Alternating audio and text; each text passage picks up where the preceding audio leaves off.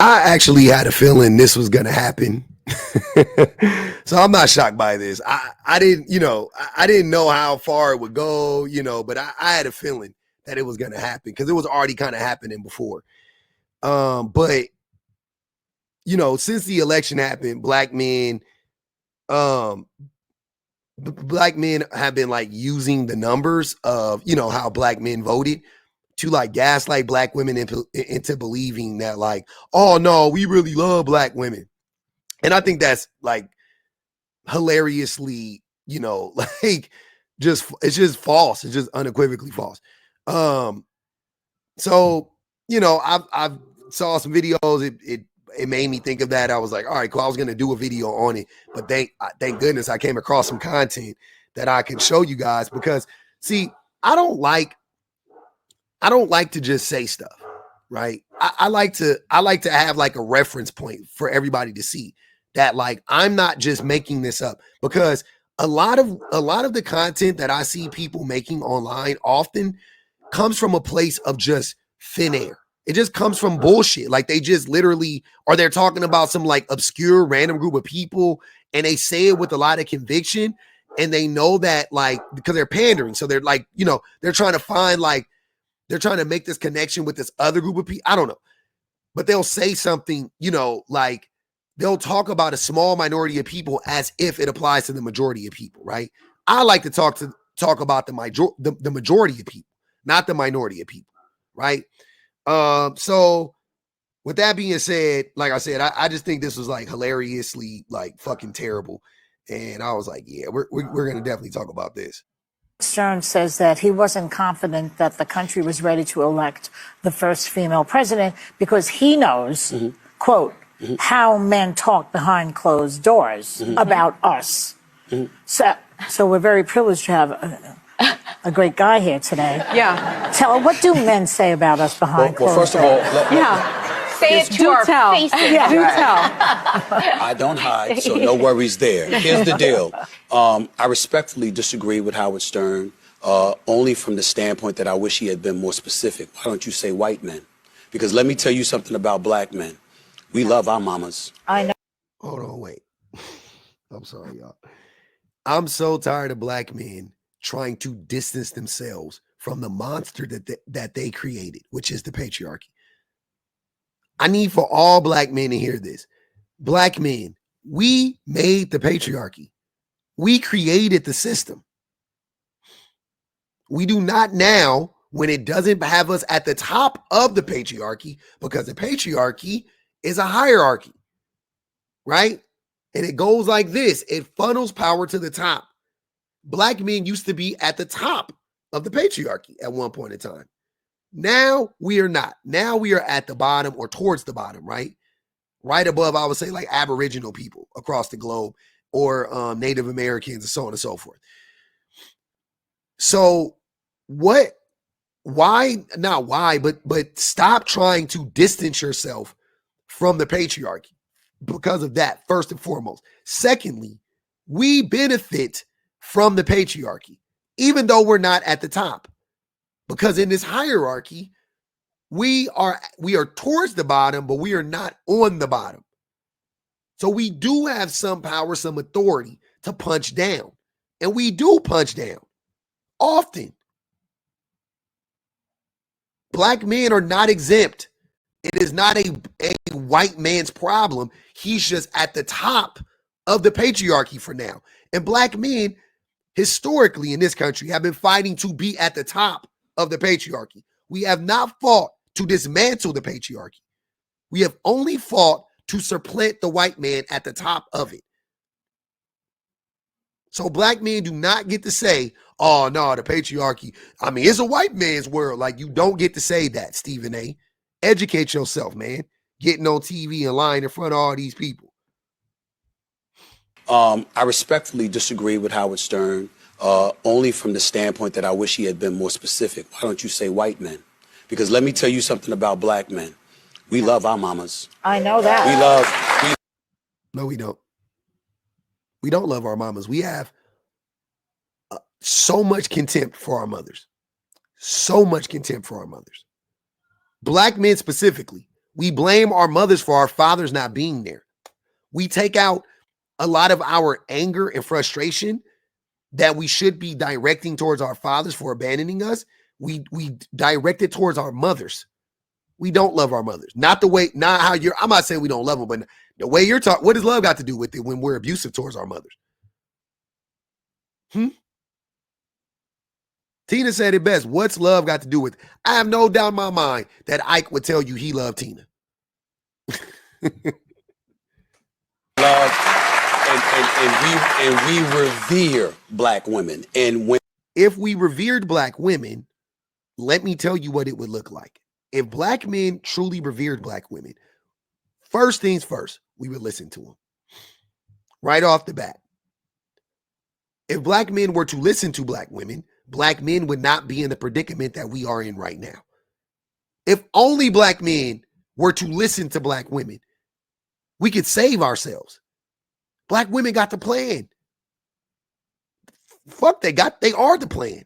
They can save us.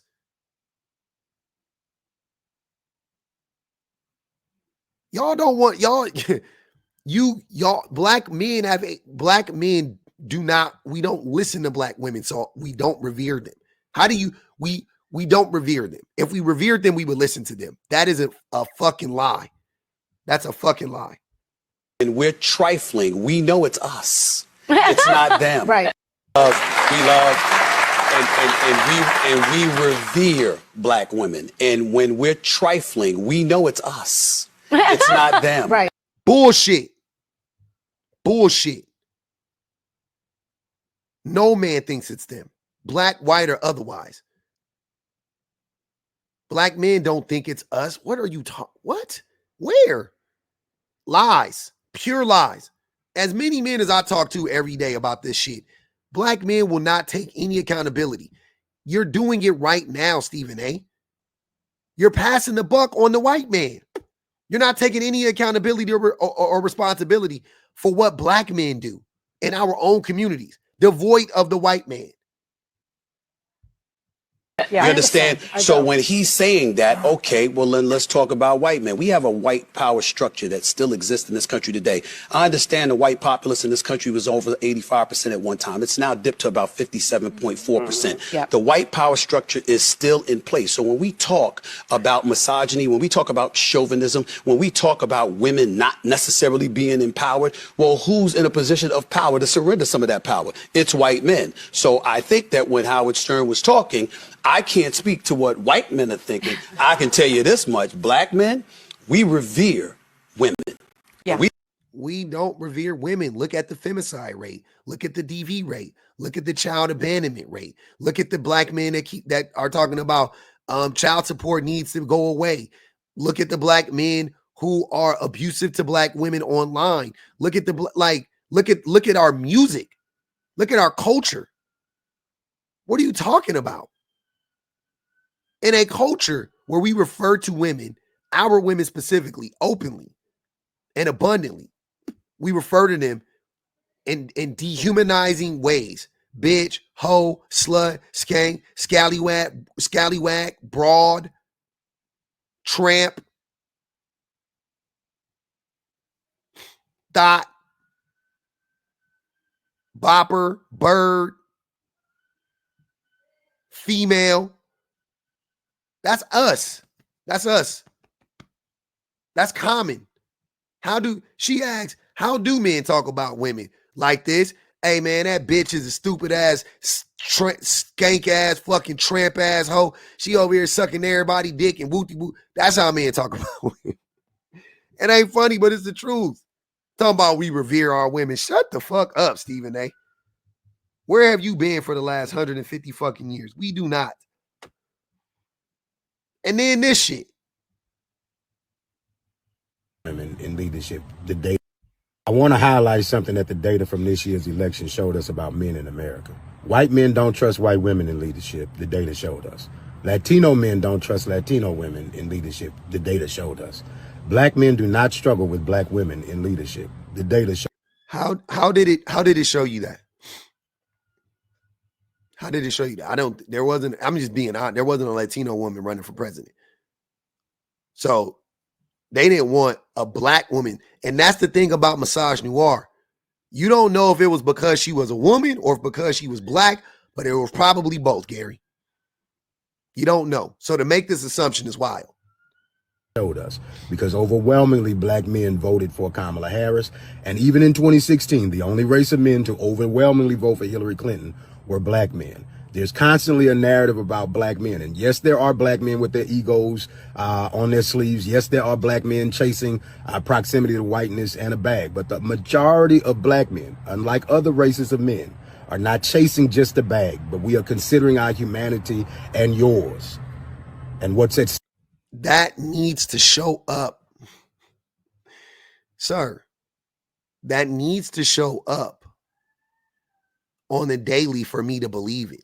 Because black men voting for Kamala didn't prove that black men don't have a problem with a black woman being the leader. It proved that black men, most black men understand that voting for Donald Trump would directly impact them. If you think that they went in that booth thinking, I got to protect black women, you's a goddamn fool.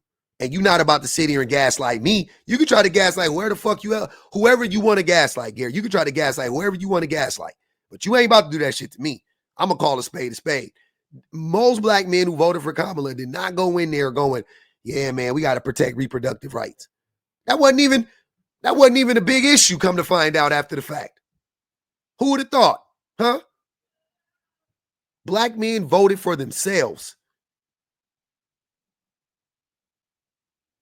And most black men trust a black woman in this instance than they do a white man. Yeah. When our feet are to the fire, we trust a black woman over a white man. Cool. But too many times have we seen black men being unwilling to yield power to a black woman or share power with black women, and it blow up a whole movement. So I don't want to hear that black men love black women and we revere black women and we went in the booth to protect black women. We did not. That'll be the first time that's ever fucking happened. You talking about the same black men that didn't give a fuck about reproductive rights being taken away? You talking about the same black men who don't give a fuck that black women make fucking 60-something cents on the dollar to white men? You talking about the same black men that don't fucking organize shit to march for black women? You talking about the same black men that commit femicide? You talking about the same black men that abandon the children? We talking about that same group of black men. All of a sudden grew a spine and a conscience when they went in the booth and voted for Kamala? Fuck out of here. Fuck out of here. I talk to far too many black men about this shit every day to have any of you motherfuckers try to gaslight me. We not about to do that. It don't help us to lie about it. This stupid shit is the equivalent of Charlemagne the God and that little nigga Duvall talking about black men don't cheat with their goofy asses. It's the same type of lie. Like what? Yeah, it's cheeky. That was a song. It's supposed to be cheeky. But they really was trying to like low-key gaslight us. Stake every day for the women in our lives as well as the people that we care about. So this logic that black men are against black women. When black men stop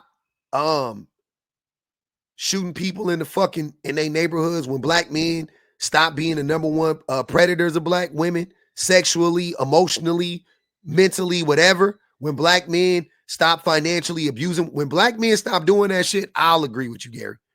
I'll agree. Ain't no one voting cycle ever gonna make me believe that black men are now down with black women. Like, fuck out of here. It's just not true. There are black men would have voted for a fucking Martian over Donald Trump. Black men who want to be heard, though, that want their perspectives to be valued and that want to be seen as the base of the party along with black women, because we're the only people in this country who consistently show up and do our part along with black women. And so it's time that we recognize that. And this I agree with. Not let the fraction of us that go over there chasing proximity be the ones that get the conversation over the majority of us who consistently show that we do not struggle with women in leadership. The majority of black men did not vote in the election, Gary. Just so we're clear. So even if I wanted to take what you were saying at face value, let's say I believe that the 79% of black men that voted for Kamala, right, are the good men. That's a fraction of black men in comparison to the black men that didn't vote or couldn't vote. You telling me, what about the rest of them? What about the rest of them? That's assuming in this argument, you can only assume. I'm saying just to make it fair. If I'm going to concede to you that this proves that a lot of black men, don't have a problem with a black woman in power, so on and so forth, then that would only pertain to the men that voted. It wouldn't be indicative of or representative of the majority of other black. It wouldn't represent the majority of black men because this is not the majority of black men. The majority of black men didn't vote. So you're wrong. We want our voices to be heard by the women that lead. Black women listen to black men. Kamala, against my advice, I mean, she didn't listen to me when I'm saying I was like, but when they were saying Kamala needs to address black men directly, I was like, no, she doesn't. No, she does not. She needs to address black women, black children, black LGBTQIA. She does not need to do anything specifically for cishet black men. She doesn't. She doesn't. Legalize marijuana, let free all the black men in jail and everybody in jail. That'll affect cishet black men. But make sure that every voter, every felon could vote type shit. That'll help heterosexual black men. Give everybody relieve student loan debt, forgive give black men give men access to schooling and things like that. That'll help. But give everybody that. So why do you have to give black men that stuff? As if black women don't need access to school. Whatever black women need, whatever black men need, black women need it more. So just give it to just give it to all black people, right? But black men are more likely to get a loan from the bank than a black woman is, based on our gender.